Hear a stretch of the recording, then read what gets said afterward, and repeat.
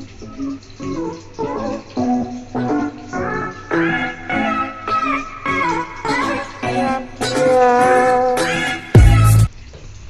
sarap! Crispy pata chicken feet. Sarap yan. Rich in high blood. So guys, may nakita akong chicken feet sa grocery. So, mga 4 years lang siya eh. Kaya kumuha na kami. Yan. So, ito yung chicken feet na. These are chicken feet. Imamanicure muna natin. Tanggalin natin yung nakaampa to. Bastos to ah. Tanggalin muna natin yung daliri niya para maging miyembro na siya ng Yakuza. Yan. Kaya kung gusto sumali Yakuza yan. Oops. Discard lang natin yung mga nails. And then boil. Just boil it. Not totally boil. Boiling water and blanch it para ma-discard lang yung mga bacteria niya. Yan, mabilisang lang yan. Boil then wash. Then after that's the time you're gonna reboil it again.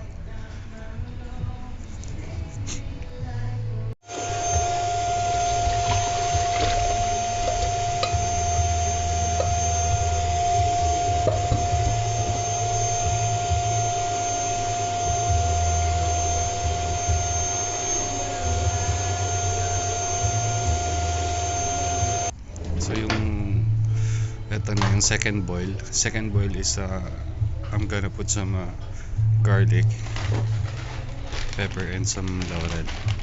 So yung ginawa kong first boil just to discard the bacteria kung ano may nakakapit doon tsaka yung mga dumi. Magpakulo lang kayong water, boil water, then put the feet like 5 to 10 minutes, then strain then wash. Then this is the second boil. That's the time we're gonna put some spices and salt in it para magka flavor na siya.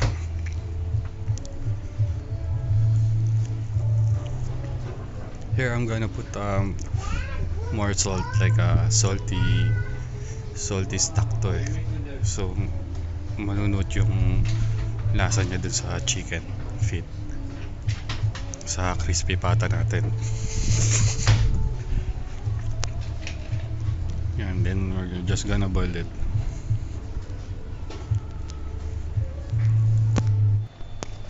So yan, na siya. Reduce na yung stock niya. Remember, this little salty stock. So kakapit na yung salt sa loob ng crispy pata natin. Pobreng crispy pata. So I think this good now.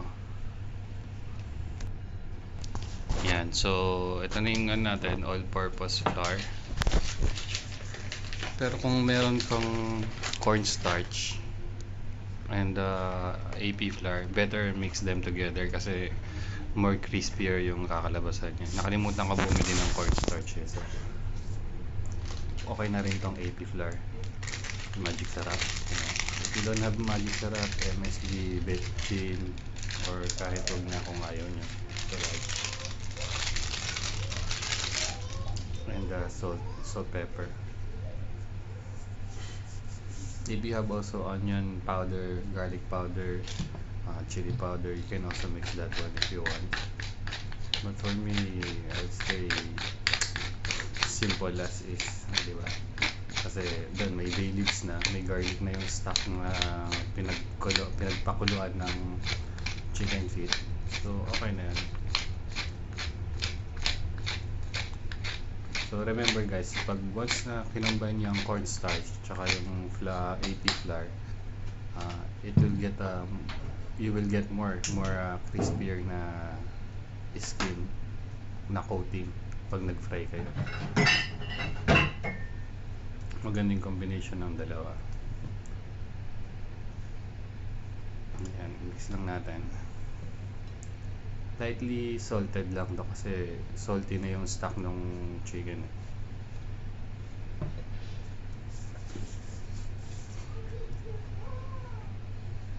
Yan, ito na yung chicken natin. Ni-strain ko lang yung water niya. Yan. okay na yan. But if you want a thicker coating, you can use dry, wet, dry na ano, na butter, or you can use direct wet butter, thick wet butter, then diretso fry. Yung gagawin ko ngayon is dry lang. So there are lots of varieties ng pag-fry ng chicken, at saka yung iba't ibang klase ng butter o coating na ginagamit. Pero ito yung gagamitin ko is dry lang talaga, the simplest frying method. Yan, then rest nyo lang siya para kumapit ng konti. Then pag may mga hindi kumapit na flour, pwede nyo ibalik uli dun sa dry natin, sa dry mixture natin.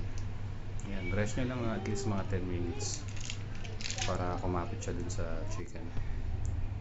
Here's our chicken na yan. Medyo na kami na yung oil kasi nag-fry na ako ng chicken na gagawin na natin bago kasi itapon. So ganyan sa kanya ang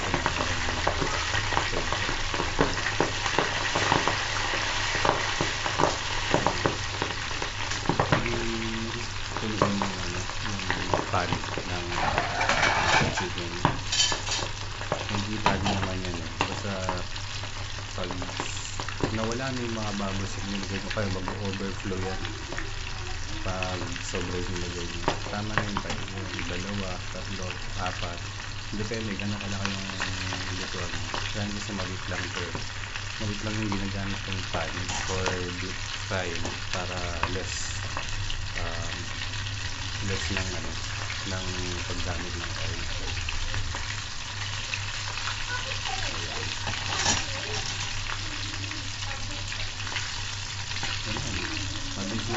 Crispy nyo lang siya kasi luto naman yung chicken, malambot na siya.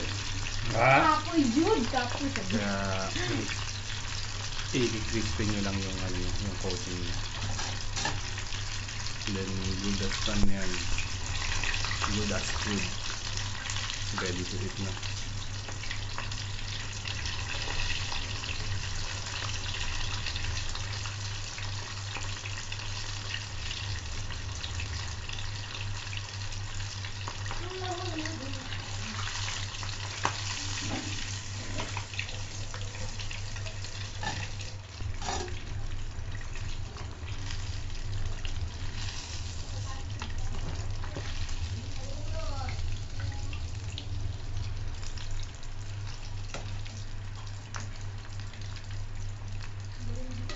Yan, strain lang natin.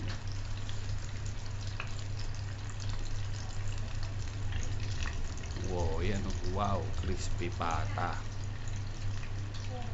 4 months edition of crispy pata. Yan, diba? Very simple lang guys. Then ingat rin sa paa kasi masyadong makolesterol to. But this chicken feet is rich in collagen, which is good naman, the collagen. Pero pag nasobrahan mo naman, pangit. Lahat naman ng sobra pangit sa katawan. So hinay-hinay lang rin. Yan.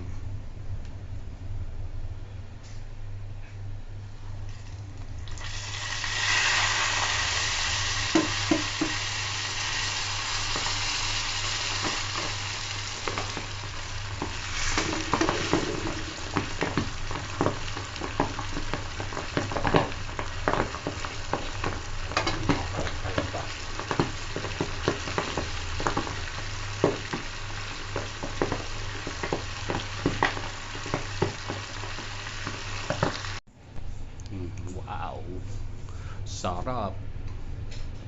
Hilo na naman si Janong Balatong mamaya nito. Sarap niyan pag mainuman, and then may beer, may vodka ka, kaya kahit anong alak, gin bulag, empraning. Oh, diba? Crispy pata 4 months edition.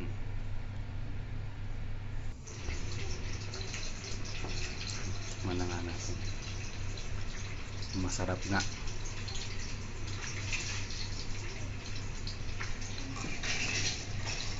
Lambot. Banlambot, aba. Oh.